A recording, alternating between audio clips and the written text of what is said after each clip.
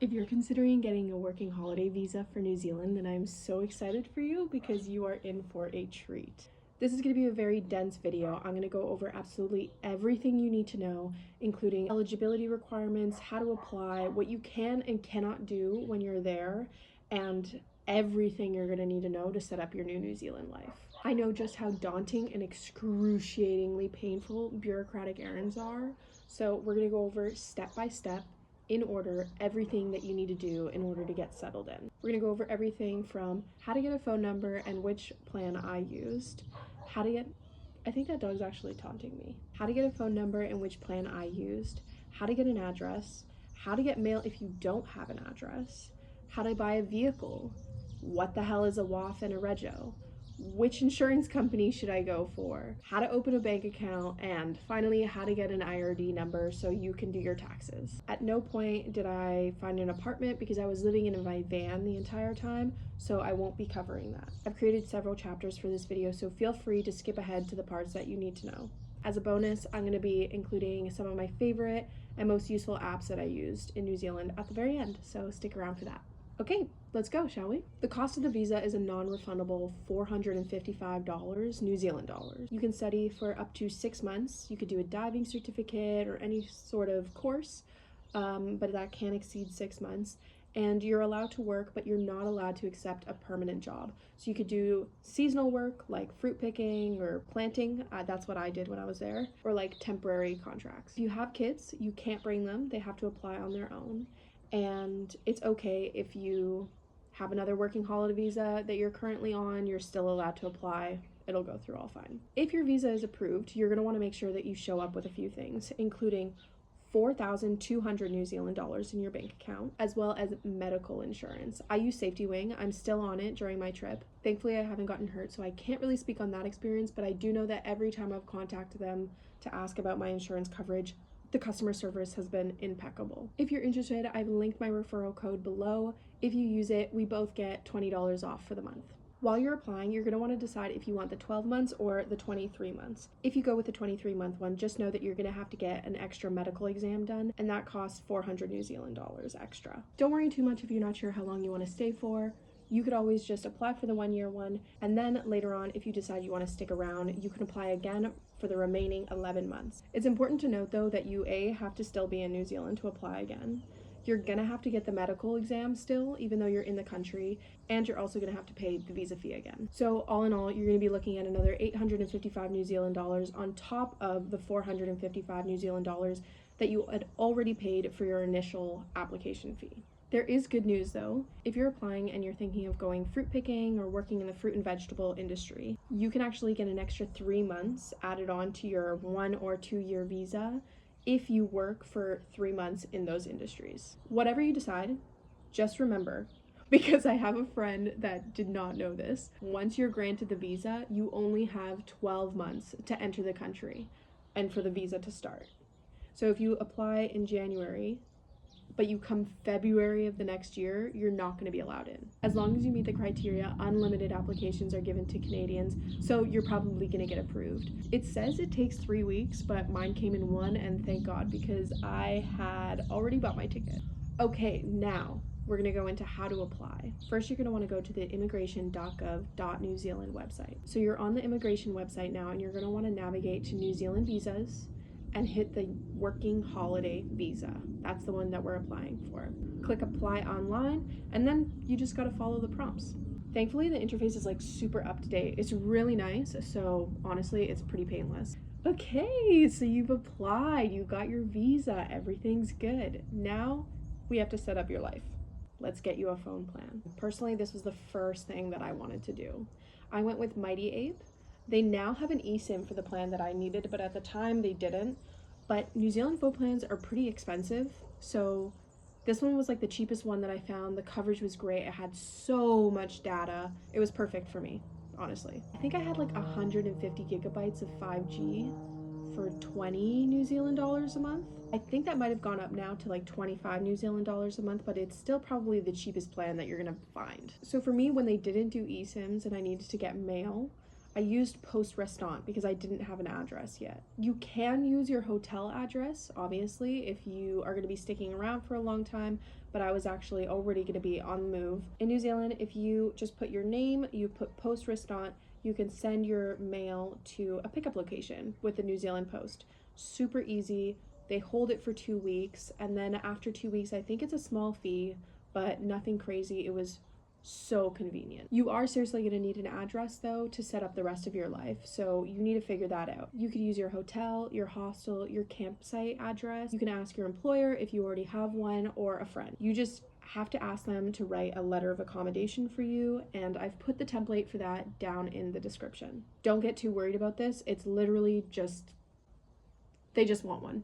Okay, so you're getting a camper van. You're gonna want to find a camper van ASAP so you stop dropping bank on accommodation ASAP. I use Marketplace, but there is also an app that you can use that I'll talk about a little bit later to find any sort of used stuff. It's basically a marketplace, but it's very common for Kiwis to use that instead of Facebook Marketplace. When you're looking for a vehicle, you're gonna want to keep an eye out for when they got the WoF and when it expires.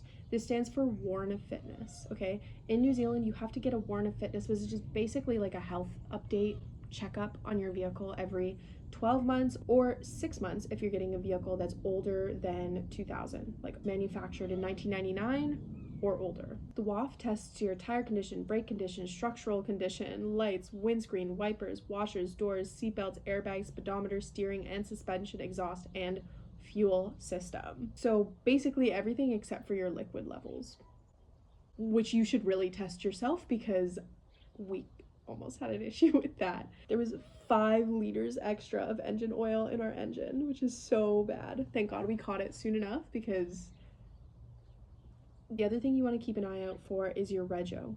Anyone can Rego a vehicle itself. It's not specific to the person themselves. So if I buy a vehicle and I register it for 12 months and then I sell it in 6 months, you still have 6 months of registration on, but we need to transfer the names. So keep an eye out for when that expires and make sure that you get that updated as soon as it expires. Once you buy the vehicle, you're gonna wanna do your registration and you're gonna wanna get your transfer papers so that you can actually put it in your name. In order to get insurance, you need to have your registration papers. It needs to be in your name, of course. As for insurance, AA was probably the most reputable one out there. That's who we went with. We all, again, didn't have any issues, but we had friends that went with them. They had a good experience, so that's what I would recommend to you. I think they might just be like the biggest insurance company in New Zealand. We also got the AA Plus membership, which is kind of like CAA. If you're from Canada, you'll know what that is. We were going to be driving the South Island, and we had an older vehicle, so it was just worth it for us. And thank God, because of those 5 liters in our engine, we actually did break down. Oh no, that was because of the rad. I don't know anything about cars. I think the membership was like $160, and you get to go like 200 kilometers or something. It was really helpful. I mean, we ended up using it and we didn't pay a single dime. You've got a phone plan, you've got an address, you've got a vehicle. Now you need a bank account. Paying for things in New Zealand is really easy.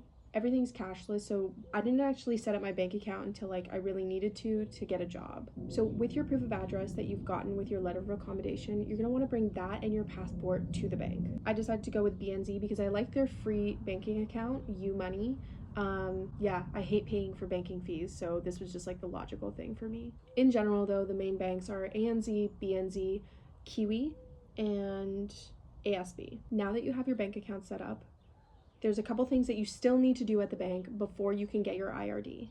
You're gonna wanna go ahead and put $20 into the account and take $10 out. And you're gonna ask somebody at the teller counter to print a sheet of your transactions.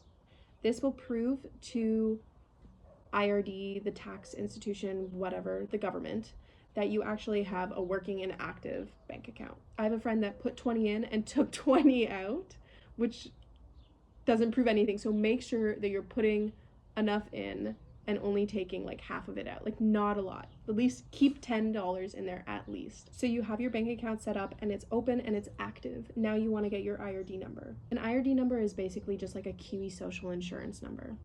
I think it stands for, I don't know what it stands for. You want to set up your IRD number before you start working only because you are going to be otherwise taxed a lot more on every paycheck that you get before you get your IRD number. Like you can start working without it, but you're going to be taxed more. I think it's like 30% versus like where you'll probably is about like I was at like the 17% mark, so like that kind of sucks. But you do get it all back when you get your taxes done. It's not really a big issue, but it just sucks having that money not coming to you when you're expecting it, obviously. It's not actually necessary to get your bank account before you get your IRD number, but these are the steps that I took. There's like multiple paths that you can take to get your IRD number. You're gonna need to bring 5 things in. That's gonna be your passport, your SIN number, your visa, your proof of account, and your transaction history. Your working visa is going to be your proof of reason why you need an IRD number. Your passport is going to be proof of identification. Your proof of account is going to be used for your address. And then the transaction history is to show that you actually have a working and active New Zealand bank account. Okay, so you have everything now. You have a phone plan, you have an address, you have a vehicle, you have a bank account, and you have a tax number. You're set.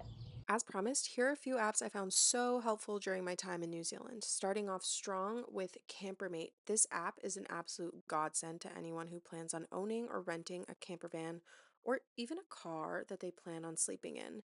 You can filter for self contained or non self contained sites, as well as for free campsites, public washrooms, and showers. TradeMe is the app that I mentioned earlier. It's basically like a Kijiji or Facebook marketplace that a lot of Kiwis use. So if you're looking for more options on vehicles to buy, definitely check here as well. And then possibly my favorite one that I've found was Gatsby. It helps you find the cheapest gas in your area, tells you all the prices, and it really saves you a lot of money because honestly, gas in New Zealand is very expensive. If you can help it, I would even maybe try and get a diesel vehicle because diesel is cheaper and it'll get you a lot more mileage. I think I might have found the best personal item in carry-on duo, and they're sustainable. I only like traveling with a carry-on because checking a bag is kind of a pain in the ass. If you're on the hunt for a travel bag, check out my Cotopaxi Alpha 42-liter review.